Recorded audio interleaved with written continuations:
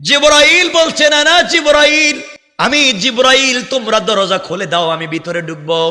জান্নাতের প্রহরীরা ডাক দিয়ে বলছে, জিবরাইল বেয়াদবি মাফ করবেন, আসমানের প্রথম দরওয়াজা খুলে দেওয়া যাবে না।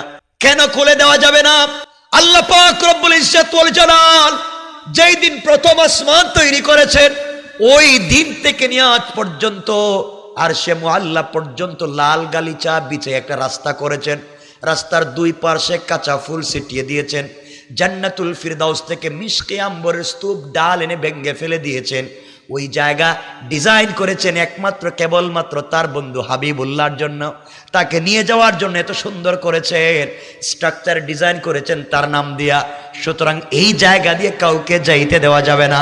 জিবরাইল বলছেন, ও ফেরেশতারা, ও সিকিউরিটি গার্ড, তোমরা শোনো, যার জন্য রব এত সুন্দর সম্মানের জন্য এত সাজাইলেন, তিনি আমার সাথে আছেন।